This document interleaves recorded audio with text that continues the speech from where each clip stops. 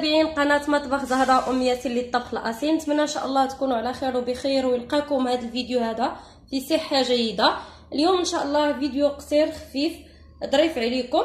ان شاء الله غادي نقدم معكم بسبوسه اقتصاديه بالليمون اي البرتقال مع واحد السقوه اللي غادي نسقي بها هذه البسبوسه. صراحه كتجي رائعه في المذاق ديالها. هو سكينجبير طري، هذه الاضافه هذه اللي غادي نديرو في واحد الكاسرول مع شويه ديال الماء وشويه السكر، به غادي نسقي البسبوسه ديالنا وغادي نزينوها بالكوك. ندوزو على بركه الله لتقديم المقادير اللي غادي نحتاجو في هذه البسبوسه هذه اللي هي حصريه على القناه ديالي. المقادير اللي غادي نحتاجو في هذه البسبوسه هذه كما يلي: عندي 2 ديال البيضات، عندي شويه ديال سكينجبير الخضر اللي كيكون طري هو اللي غادي نسقي به هذه البسبوسه هذه، عندي هنا السميد الناعم كما كتلاحظوا معايا ماشي ديك الغليظ المواسط، عندي معلقه ديال الزبده، 2 ديال الخمارات، كاس ديال الياغورت اللي كيكون ماشي طبيعي وانما كريمي، عندي كاس ديال الكوك وكاس ديال عصير البرتقال مع واحد الكاس ديال كاس لاروب ديال الزيت كما لاحظتوا، وعندي هنايا واحد نص كاس ديال السكر حتى هو سكر ثقيل ما بغيتهاش انا تكون حلوه. المهم ندوزو للطريقه كالتالي: ناخذ واحد الخلاط ندير فيه 2 ديال البيضات،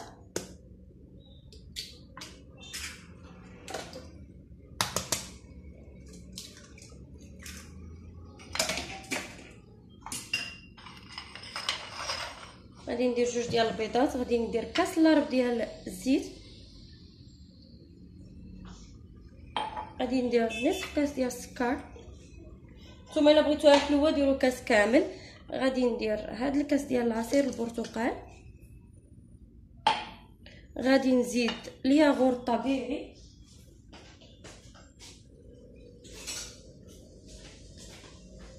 غادي نزيد البنات ياغورت لي كريمي ماشي طبيعي عفوا،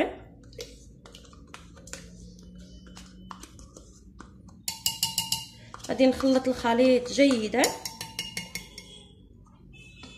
من بعد غادي نزيد حتى هاد المعلقه ديال الزبده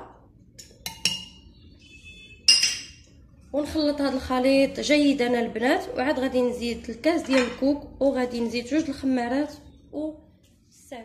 بعد ما خلطت البنات الخليط جيدا غادي نزيد فيه هاد الكوك هذا حتى هو، وغادي نزيد 2 ديال الخمارات،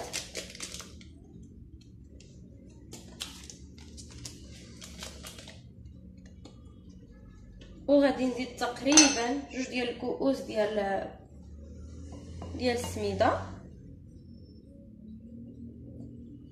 نخلط الخليط جيدا وغادي نرجع لكم لتتمه ديال هاد الوصفه هذه. البنات الخليط جيدا، غادي نجيب الصينيه اللي غادي ندخلها للفرن. انا كنصحكم البنات ما تخلطوش في الخلاط الا ما كانش مزيان،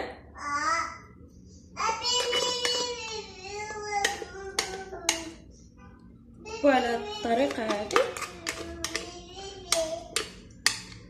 انا غادي ندوز في هذا الاثناء هذا ندخلها للفران اللي عندي مسخن على درجه حراره. غادي ندير السيرو اللي غادي نسقي به هاد البسبوسه ونرجع لكم مع التتمه ديال الوصفه. بعد ما خليت البسبوسه في الفران على درجه حراره ديال 180 درجه، شلت ليها غير من التحت، من بعد عاد نشعلها من الفوق. غادي ندوزو باش نصوبوا السيرو اللي غادي نسقيو به هذه البسبوسه. كما لاحظتوا معايا في الاول انا ما درتش فيها السكر بزاف، درت تقريبا نص كاس. دابا غادي نجيب واحد الكاسرول، غادي ندير فيها كاس د الماء، غادي ندير واحد الطوبه ديال السكر تقريبا معلقه، غادي ندير هاد الكميه كامله ديال السكينجبير حيت انا كتعجبني صراحه بالسكينجبير، كتجي زوينه فيها واحد المذاق ديال اللي كيجمع ما بين البرتقال والسكينجبير والكوك، صراحه كيجي زوين. غادي نديرو مع العافيه مهيله حتى يسخن شويه، نديرو مع العافيه مهيله. من بعد غادي نرجع لكم مع السقه ديال البسبوسه ديالنا والتقديم ديالها ديال الشكل النهائي. المهم اللي عجبو هذا الفيديو هذا ما يبخلش عليا بلايك وبتشجيعات وبشي تعليق زوين، وكنقول لكم لاول مره كيشوف هذا الفيديو هذا يدعمني بالاشتراك مع تفعيل الجرس باش يبقى يوصلوا كل جديد. هذه البسبوسه ديالنا بعد ما خرجتها كتلاحظوا معنا راه شيشه بزاف. غادي نسقيها هي سخونه مازال سخونه. انا غادي نكب عليها هاد الماء والسكر وسكينجبير اللي هو بارد. نحاول ندير فيها السكر.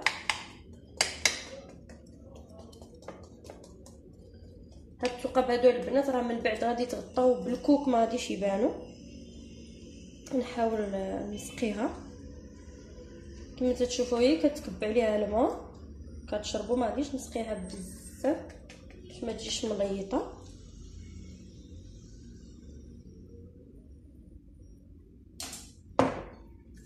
وغادي نزينها بالكوك بهذه الطريقه هذه.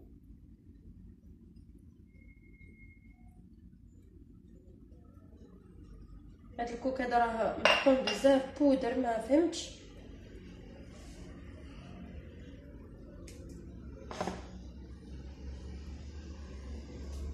وغادي نقطعوها على هاد الطريقه هذه.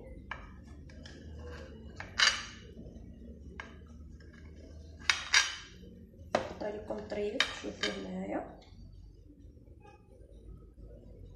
باش ندير ليها بهاد الطريقه هذه.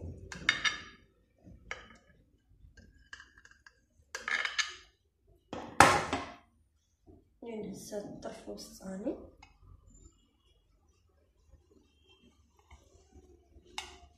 صراحه كتجي نحاول نخليها حتى تبرد.